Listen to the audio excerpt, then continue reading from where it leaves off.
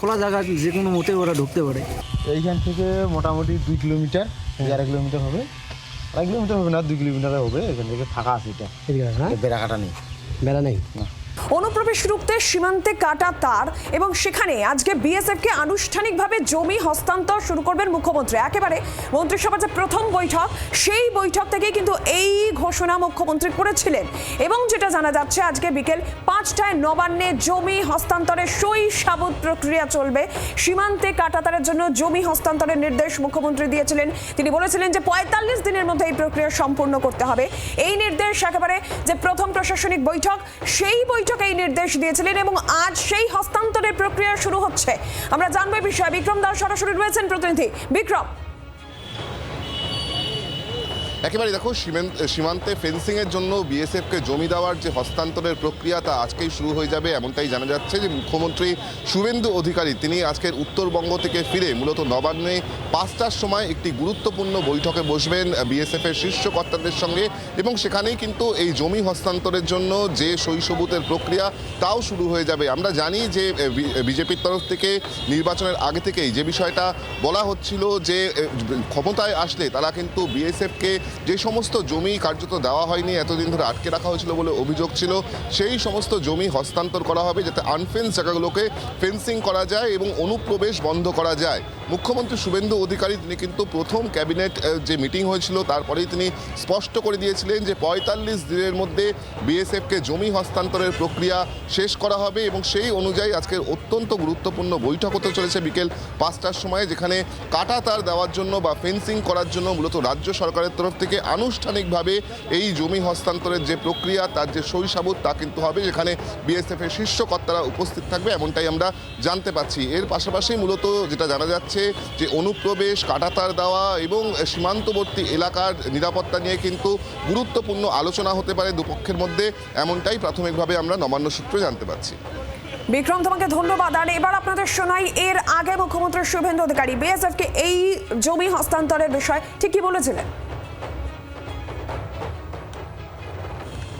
আমাদের দেশের সুরক্ষার প্রশ্ন, পশ্চিমবঙ্গের সুরক্ষার প্রশ্ন এবং যেভাবে জনবিন্যাস বদলে গেছে, আমরা কেন্দ্রীয় স্বরাষ্ট্র দপ্তর তথা বিএসএফের সীমান্ত সুরক্ষিত করার জন্য জমি ট্রান্সফার প্রক্রিয়া আমরা আজকে অনুমোদন দিলাম, এবং আজ থেকেই ল্যান্ড ট্রান্সফার প্রক্রিয়া শুরু হবে।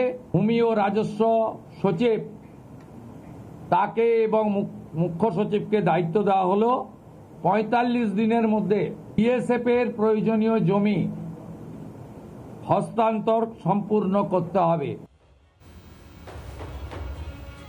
মন্ত্রিসভার প্রথম বৈঠকে এই ঘোষণাই কিন্তু মুখ্যমন্ত্রী শুভেন্দু অধিকারী করেছিলেন। সেক্ষেত্রে সীমান্ত সুরক্ষা, অনুপ্রবেশ, এই সমস্ত বিষয়গুলোকে মাথায় রেখে গুরুত্বপূর্ণ সিদ্ধান্ত। এবার আপনাদের দেখাই জেলায় জেলায় ছবিটা ঠিক কি রয়েছে, কতটা জায়গা কাটাতারহীন রয়েছে, সীমান্ত এলাকার কি অবস্থা। জলপাইগুড়িতে কাটাতারহীন প্রায় 24 কিলোমিটার এলাকা। ভারত বাংলাদেশ সীমান্ত মানিকগঞ্জ সাতকুড়া এলাকা, সেখানে কাটাতারের বেড়া নেই। এমন অনেক কয়েক কিলোমিটার গ্রাম রয়েছে যেখানে ভারতের মধ্যে জলপাইগুড়ি জেলার মানিকগঞ্জ ধরধরাপাড়া গ্রাম, সেখানে কয়েক কিলোমিটার কাঁটাতারের বেড়া নেই। এমন অনেক জায়গাও কিন্তু রয়েছে। নতুন মুখ্যমন্ত্রী সোমবার বলেছেন যে 45 দিনের মধ্যে জমি বিএসএফ এর হাতে তুলে দেওয়া হবে কাঁটাতারের বেড়া দেওয়ার জন্য। খুব স্বাভাবিকভাবে এই ঘোষণার পর সীমান্তবর্তী এলাকার যারা বাসিন্দারা, ভারতের বাসিন্দারা, তারা খুশি। জলপাইগুড়ির ছবিটা আপনাদের দেখাচ্ছিলাম, শুনুন কি বলছেন বাসিন্দারা।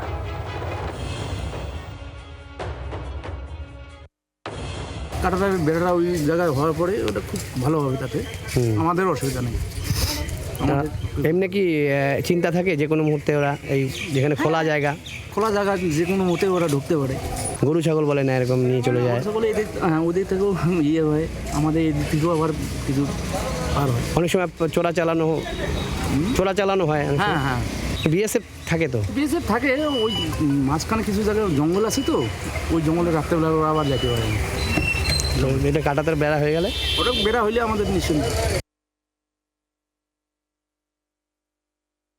এর আগে তো অনেক লোকে এদিকে ভারতে ঢুকছিল, চেষ্টা করছিল, তা আমরা কেন ঢুকতে তারপরে দেব? আপনারা বিএসএফ আটকে দিয়েছেন, হ্যাঁ আটকে দিয়েছি, হ্যাঁ গরু নিয়ে গেছিল, তাই? হ্যাঁ আপনাদের এখান থেকে গরু বাংলাদেশের কাছাকাছি খোলা বলে হ্যাঁ খোলা, হ্যাঁ কাটাতারে বেড়া হলে তো পারবে না। হ্যাঁ কাটা তারে বেড়া হলে পারবে না আর কি। কাটাতারের বেড়া কোন জায়গাটা নেই, কোথায় কাটাতার আছে, বেড়া আছে? এইখান থেকে মোটামুটি 2 কিলোমিটার, 11 কিলোমিটার হবে, 2 কিলোমিটার হবে না, 2 কিলোমিটার হবে। এখান থেকে ফাঁকা আছে এটা, এদিকে, হ্যাঁ বেড়া কাটা নেই, বেড়া নেই। না। তো এটা পুরো ফাঁকা। এটা পুরো ফাঁকা। বাংলাদেশে এই বাড়িগুলো, এই যে বাড়িগুলো, এগুলো কার বাড়ি, কোথাকার? বাংলাদেশি? এগুলো সব বাংলাদেশেরই বাড়ি। এই যে বাগানটা দেখা যাচ্ছে না, হ্যাঁ, হ্যাঁ। ওই বাগানটা ওদিক থেকে বর্ডার আছে। এখানে অনেক লোক চলে এসেছিল এই যে আগে বাংলাদেশ যখন ঝামেলা ওইখানে হলো। আসছে সামনে, হ্যাঁ, কি অনেক লোক হ্যাঁ ওই যে তখন যে ঝামেলাটা হলো বাংলাদেশি যখন তখন আসছে।